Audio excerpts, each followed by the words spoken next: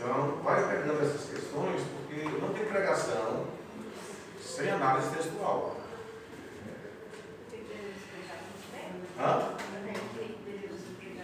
Exatamente. Olha só. Vou refazer a pergunta. A colocação, aliás. Não existe pregação sem avaliação, sem aprofundar no texto, sem passar pelo texto que estamos nos propondo a fazer. Então, esse texto aqui é muito interessante nesse aspecto. Por que eu devo pregar em todo o tempo? Aí, a carta vai responder, mas nesse contexto aqui, por que, verso 3, virá um tempo em que as pessoas não vão querer pregar. Basicamente isso, né? Ok? E não se desviarão apenas por ouvidos, mas voltarão seus ouvidos a aquilo que não é a palavra de Deus. Não pode ser voltarão às fábulas, voltará aquilo que não é a verdade de Deus. Né? Ok? Esse texto inicial para a gente entender. Né? Olhem para essa figura aí. O que é isso?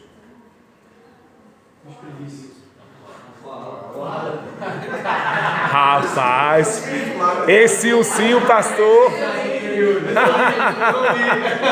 Meu Deus do céu. Falei embaixo aí, querido. Eu pensei que fosse o Cristiano. Eu olhei para cá. Eu sei que é Jesus, mas isso parece um coala. E aí? Não é Jesus. Vocês entendem? É, qual? É um koala ou é Jesus? Um koala. Não é Jesus, não. Não. Ninguém parece. Rapaz, parece um ursinho. É um pano. Tá rolando até live dessa aula.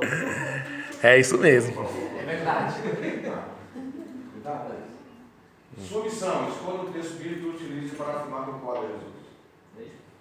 Eita.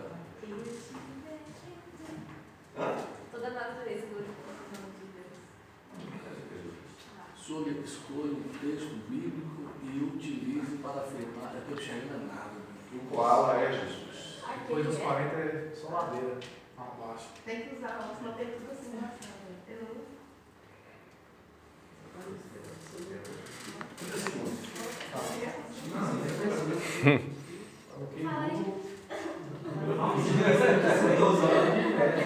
Koala na Bíblia. Peraí. Meu Deus do céu. Não tem esse texto. Não. Peraí, tem que consultar, Cristiano. Hã? Não, eu achava que a gente já teve uma aula. Olha só, pregador diante do texto. Como fazer isso? Essa passagem, o ensino, parecer-se com Jesus. Nós temos hoje sermões, ou sermãos, os dois são corretos, né? Sem Jesus e com um pouquinho de Jesus. Ainda vai bem quando tem um pouquinho de Jesus. Quando uma pessoa quer pegar um koala, seja um texto, né? Um texto. E pega esse texto e bagunça ele todinho. E quer apresentar Jesus onde ele não está estando. Por que onde ele não está estando? Porque todo o texto, toda a Bíblia aponta para Jesus. Só que no meu estudo, na minha aplicação, eu preciso apresentar verdadeiramente Jesus. Né? Da forma como o texto apresenta Jesus, não da forma como eu quero apresentar Jesus. Senão a forma como eu vou apresentar Jesus é um koala. Não é Jesus. Assim. Só que para mim é um koala, para mim é Jesus. Mas para quem conhece a Bíblia vai ser o quê? Um koala. Ok? Então a importância que se tem, né, de entender, de compreender, de avaliar o texto, né, de extrair do texto a verdade bíblica. Até essa expressão extrair do texto a verdade bíblica já é um pouco chula. Por quê? Porque todo texto é a verdade bíblica. Mas para nossa, eu já caminhar um pouquinho, para o nosso conhecimento, né, a transmitir isso, eu tenho que exprimir o texto. Ok? Vamos lá. O profeta que tem um sonho, conte o sonho. E aquele que tem a minha palavra, fale. Que está distinguindo o quê? Sonho de? Você vai ter um sonho, conte o sonho. Conte com palavra. Mas Uma coisa é uma coisa. uma coisa é uma coisa. Mas aquele que tem a minha palavra, fale finalmente a minha. Quem tem a palha com o trigo, diz o Senhor, não é a minha palavra como fogo, diz o Senhor, como um martelo que esmiuça a pedra. Né? O poder da palavra de Deus. Então, muitos apresentam os seus sonhos como palavra, mas a própria diz isso: se você tem um sonho, conte com o sonho. E não é raro você ver nos púlpitos as pessoas gastando tempo precioso para pegar a palavra de Deus e contar um sonho. Então, isso quer dizer que a palavra de Deus é tão poderosa assim como o fogo, assim como o martelo. Exatamente. E se esse sonho não estiver embasado na palavra, faça Se muito. esse sonho for pelo menos uma ilustração da lei que você É tem um usado, não tem sentido você contar esse sonho no momento que você tem a preciosidade de ministrar a palavra de Deus. Não agrega. Né? O Márcio Mariano disse que não se deve usar o púlpito ou se usar a oportunidade, quando fala púlpito, está falando apenas a sacralidade da igreja, mas onde você estiver mencionando a palavra de Deus, para fazer outra coisa senão ministrar a palavra de Deus.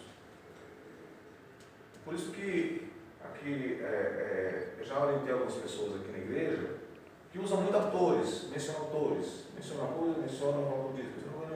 Eu falei, olha, você está perdendo tempo, porque você tem que mencionar a palavra de Deus. Porque a palavra de Deus é que vai expulsar. É a palavra de Deus que vai, né, agir. É a palavra de Deus que vai queimar, não é o outro diz. Então, a gente pode fazer isso de uma forma bem dosada. Não obedeça ao longo desses. Eu acho que são momentos, né, pastor? Por exemplo, você pode fazer isso numa aula. Uma aula, é interessante você citar autores, até mesmo para as pessoas terem uma certa bibliografia. Dependendo do ambiente também da aula, né? Bibliografia. Depende do público, né? É porque a pregação a gente já está em outra esfera. Mas pregação é pregação. Isso. Ok? Pregação é lugar de contar testemunho. Né? Pregação é lugar de pregar. Ok? Testemunho, ele pode até entrar dentro de uma ambiência do quê? Da ilustração. Okay? Não como tese principal. Não como colocação principal. Porque senão a gente acaba enfraquecendo o culto. Você acaba tirando o propósito do culto é a Deus. E a palavra é do Senhor. Vamos aqui caminhar. Aí nós temos aqui, para vocês entenderem, que vai vir logo o seguinte, né? Porque a palavra no Velho Testamento para profeta são 5 palavras, mas essa daí é a principal delas, que é da Bíblia. Né? Eu tenho aqui o lanterninho. Que é uma boa coisa do Deus, não acho nada assim no Chile. Tem tudo e nada ao mesmo tempo. É mesmo. Deixa eu ver se eu tenho. Paradoxo da física, não é nada ao mesmo tempo. Estou palpando aqui. Acho que eu não trouxe esse negócio. A gente pode pedir pro Samuel ir lá, ficar fazendo assim, ó. Ei, Deus. Aí tá falando assim, ó. Ô Samuel, não tô entendendo essa sua live aí. Eita, Jesus. Só para ter a luzinha aqui. Essa pra encher a bateria.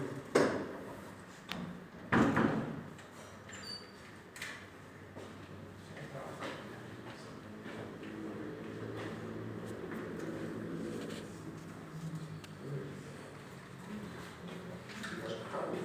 Faltava essa. Não tem mais filho, não tem por nada.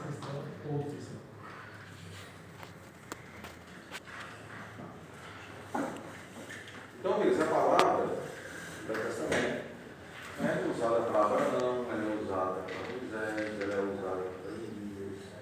Eliseu tem outras palavras que eu defino. Jeremias, mas todas elas passam aí por esses profetas. Ela vai 300 vezes no Velho Testamento e o texto delas está no livro do profeta Jeremias. Ok? E quanto a voz do profeta arauto, alguém que põe para fora, o significado dessa palavra. Anuncia, proclama. O profeta tanto prevê como anuncia.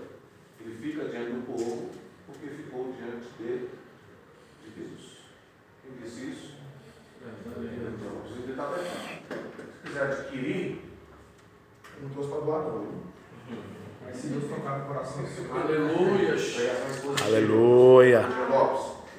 Tem outros melhores, tá? Eu li isso quando o Calvino, pregações positivas do Calvino. Tem outros melhores. Mas por que eu estou do Hernandes? Porque o Hernandes ele tem a visão pastoral. E a linguagem dele é mais simples. A linguagem é pastoral, não é teológico. Tá? Ok? Ele tem uma linguagem especialmente aí, fácil de compreensão. Né?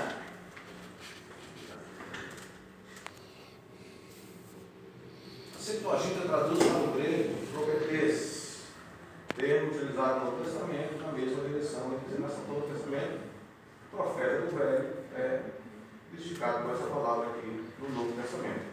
Agora uma pergunta, queridos. Profeta no Novo Testamento é a mesma coisa do Velho Testamento? O que vocês acham? Vamos pensar um pouquinho. O profeta, aqui nesse slide está a diferença. O profeta no Velho Testamento, essa palavra aqui é do Velho Testamento, na verdade. Né? Então, ele tanto prevê como prever.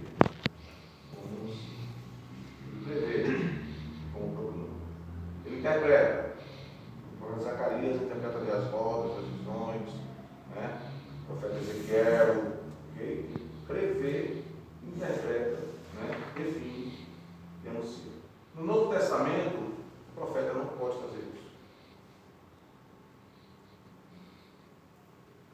O profeta no Novo Testamento só tem uma finalidade. Ele quer fazer prever. Você vai falar assim, pastor, mas e o dom lá de 1 Coríntios capítulo 12? Ali, né? Na verdade, a Bíblia não traz dom de profecia como dom de prever. Os dons de profecia, na verdade, chamando no evangélico renovado, pentecostal, é a palavra de conhecimento, a palavra de sabedoria. Não tem dom de profecia nesse sentido de prever. A palavra para profeta ali no 12 é proclamar a palavra. Ok? Bom, tudo vocês.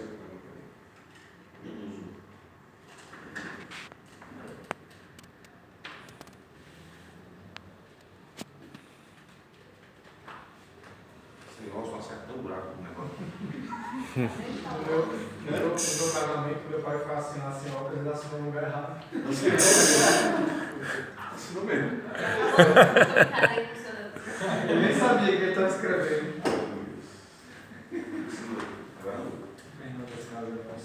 Esse teólogo aqui, ele diz que a pregação na Bíblia tem duas formas básicas.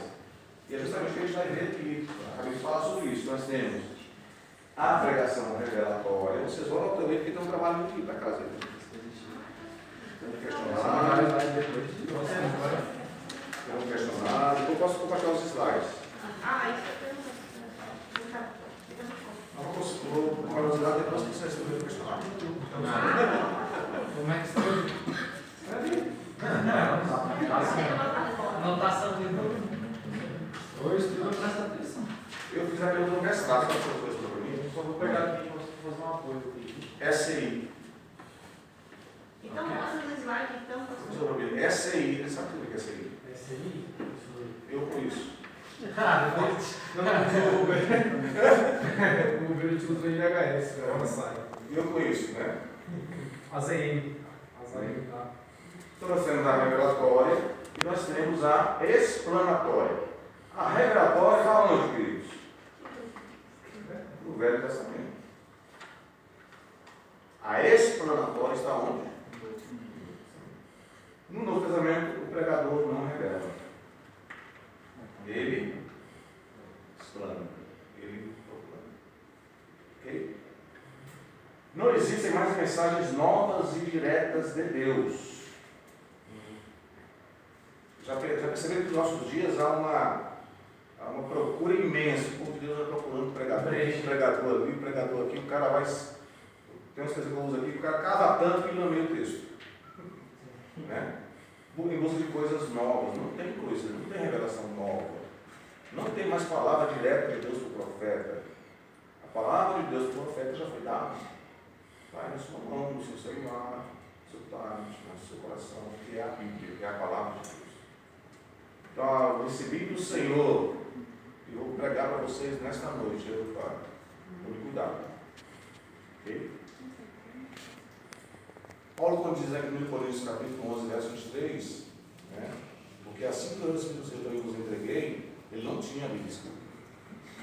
E, de certo modo, ele estava sendo usado diretamente pelo Espírito para poder trazer luz àquilo que foi escrito. Inclusive, 1 Coríntios talvez foi escrito primeiro do que os Evangelhos.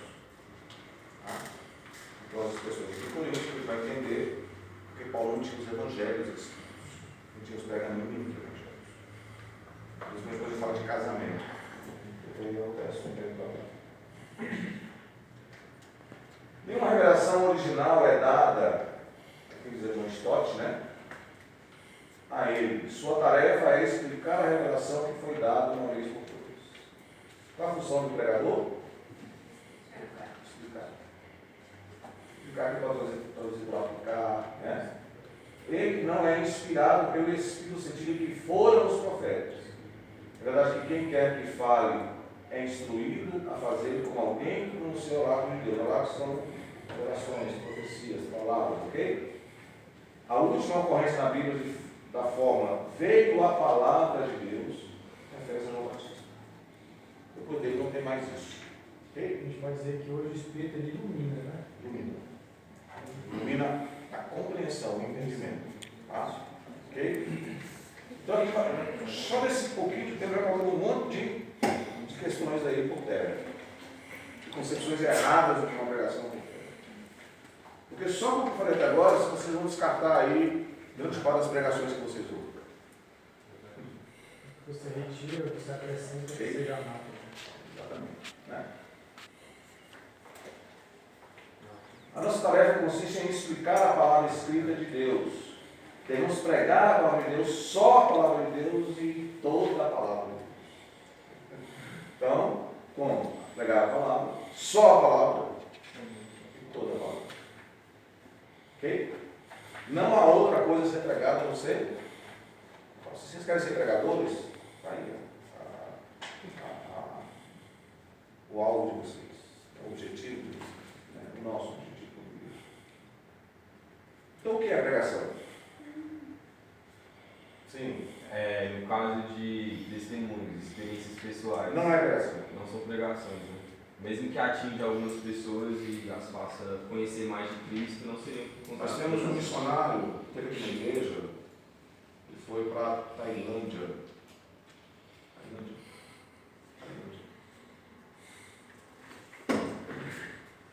Ele chegou na Tailândia, acho que é Tailândia mesmo. Esqueci o nome dele.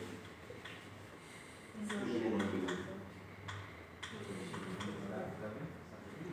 Ele disse que chegou na Tailândia, chegou na Tailândia e tinha um missionário lá, a missionária há 15 anos. E nunca tinha, em 15 anos, não ganhou nenhuma alma para Jesus. E aí ele foi conversar com ela.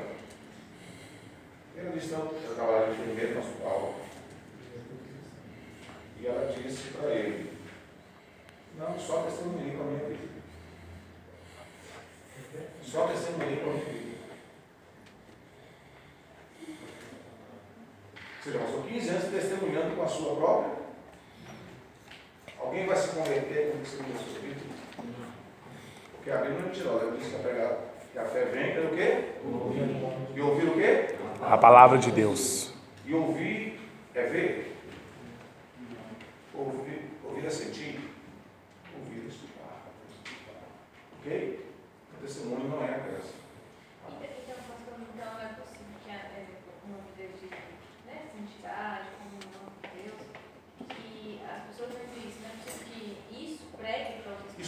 despertar a atenção de alguém, mas não gera fé. Edifica somente? A gente fala o seguinte, ó. Depende do que você quer dizer com edifica. Tem um dito aí que fala que pregue, se possível, use palavras, né? Acho que, se não me engano, isso até foi falado aqui no EBD. Isso é uma mentira. Isso é mentira. É.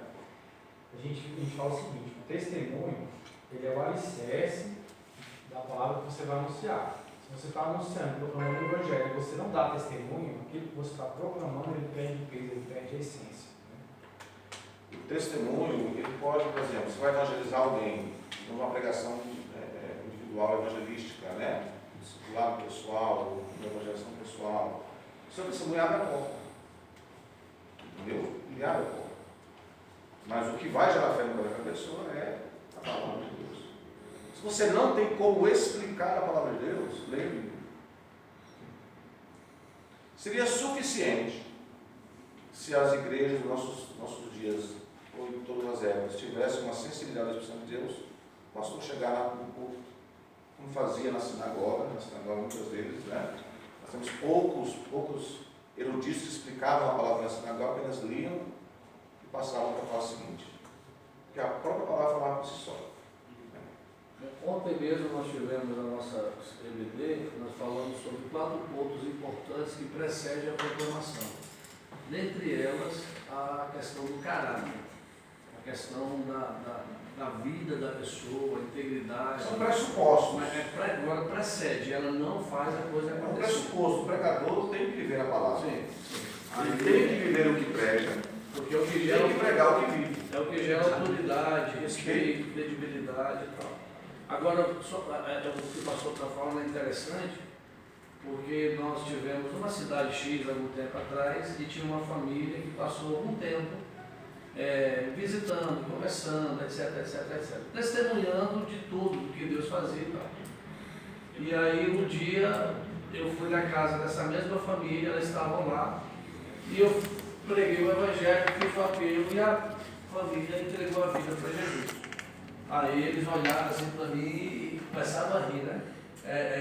A gente semeou e você veio e colheu. Mas a questão é essa, durante todo esse tempo eles eram amigos, eles se relacionavam, mas eles nunca viram, nunca pregaram, agora sim, com certeza, a amizade, o relacionamento, a vida deles marcou bastante tanto para que quando eu ouvisse o Evangelho. Em João capítulo 7, nós temos uma história que os líderes do templo enviaram soldados para prender Jesus. Quem eram esses soldados do templo? Não eram romanos, eram soldados, eles eram judeus. Então tinham soldados do templo, que foi quem prendeu Jesus, não foram os romanos que prenderam Jesus, foram os soldados do templo que eram judeus. Eram judeus, então eles tinham o quê? Eles estavam no templo, eles ouviam pregação, ou não? Conhecia, se fosse judeu, conhecia a palavra. Mas por quê? Eles vão lá ouvir Jesus e dizem assim, voltaram. Isso é quando ele falava, o nosso coração aquecia. Porque Jesus pregava a palavra, essencialmente a palavra. Somente a palavra. E os líderes do templo não, pregavam segundo os seus. Até em Mateus 23, Jesus vai chamá-los de hipócritas, né? De raça de víboras. Porque eles não pregavam, eles enganavam. A Bíblia chama por uma pregação primorosa, nota A, da autoridade, que seja objetiva, nutritiva e efetiva. Para os escritores do Novo Testamento, a pregação destaca-se como evento através do qual Deus opera. Então, Deus opera por onde, queridos? Através da pregação. Foi sempre assim dentro da nossa igreja. Você quer ver um culto que gera menos convertidos na igreja? Talvez não gere nem convertidos. É o culto de curas e milagres. É o culto. Muita bênção, muita vitória, cada bênção, cada vitória. É o culto que vai gerar menos e talvez não gere convertidos. Porque normalmente esses cultos se prega a palavra, se prega milagres, se prega sonhos, okay? Se prega desafios, né? E isso não gera o quê? Conversão, não gera fé. No ano 2001 eu vim no Instagram do presbítero e fiz uma estatística aqui na igreja porque o nosso culto de sexta-feira é muito frequentado. Quantas pessoas da noite da bênção, convertidas na noite da bênção, aquela que se pegava nomes, salvava os nomes, né? Estavam na igreja? Não tinha 5 pessoas convertidas. Porque se você promete uma coisa que a Bíblia não é a palavra de Deus, isso não acontece. Isso não acontece. Então, né? O evento do qual Deus opera é a palavra de Deus. Pregação na visão paulina, né? Paulo tinha uma visão muito. São 4 aqui as visões de Paulo, vou colocar. Conceito elevado das Escrituras. Todo pregador deve possuir a convicção de que a palavra de Deus é inerrante, infalível e suprema. Se você não tem essa definição, não pode pregar. E se você vacilar em qualquer desses aspectos aqui, comprometeu a sua mensagem. Ok?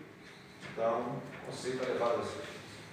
Existe só um evangelho a ser pregado. E Paulo, no verso 8, diz que se alguém vier, 8 e 9, se alguém vier pregando um evangelho diferente, que seja maldito. Ok? Então há só um evangelho, né? Essa é menos a introdução, aqui na nossa sala. Conceito elevado da pregação, né? Quando eu considerava as escrituras e considerava a pregação. Paulo se dedicou de forma exclusiva, eu queria colocar a palavra aqui, exaustiva à pregação. A gente vai dizer N vezes que pregou todo o conceito de Deus, pregou objetivos. Nada mais do que isso. E nós vemos o resultado, né? Aí da igreja no primeiro século, especialmente entre os gentios. Total necessidade da dependência do poder do Espírito Santo. Paulo, né, tinha essa visão, né?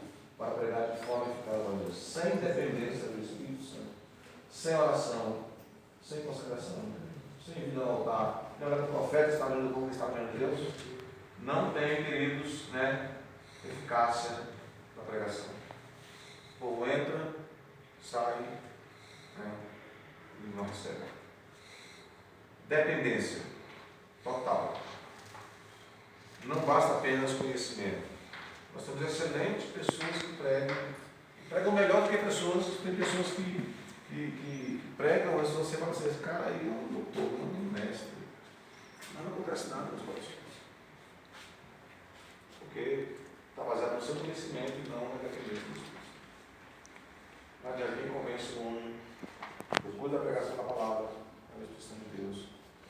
E Deus não dá honra a outro, senão a ele mesmo. Deus não glorifica a outro, senão ele mesmo. Amém? Amém. Márcio Lloyd Jones, gosto muito. Se você quiser ler o livro Pregação e Pregadores, esse autor é muito bom. Eu acho que ainda tem PDF. Se não há poder, não há pregação. A verdadeira pregação, afinal de contas, é uma atividade de Deus. Não se trata apenas de pronunciamentos humanos. É Deus fazendo uso do homem, apenas vaso, canal. Este está sendo usado por Deus, está sob a influência do Espírito Santo. É o que Paulo chama em Hebreus 2 de pregação em demonstração do poder do Espírito. Né? Este é o elemento essencial da verdadeira pregação. E quem opera é o Espírito Santo de Deus. E ele não vai operar se não tiver a palavra. E ele não vai operar se a palavra for comprometida com a Bíblia. Se a mensagem for comprometida com a Bíblia do pregador. Aí nós temos aqui algumas coisas, né? Quem já fez isso está fazendo o Rafael, ele está fazendo. Já ouviu falar sobre isso aqui, né? Não tem como preparar o sermão, querido, sem isso aqui. São 3 coisas para apresentar para vocês aqui. Não tem como preparar o sermão. Né? Só para esse conceito, porque cada matéria dessa aqui tem vários créditos no curso teológico, né? Ok? Então não dá para a gente entrar, né, profundamente nisso, ok? Então, vou ficar aqui 5 anos estudando na segunda-feira por mês, 5 anos não chega, né? A palavra exegese é uma translação do grego exegese, que significa narração, exposição, né? Que é formada por ex, fora, de, e hegeomai, conduzir, guiar, liderar. Daí o sentido de tirar, trazer para fora, relatar, explicar, expor. Mas a exegese do texto é extrair do texto, né? É buscar na essência do texto. Aplicando a palavra ao texto significa extrair a mensagem. Essa função da exegese bíblica é, humanamente falando, trazer à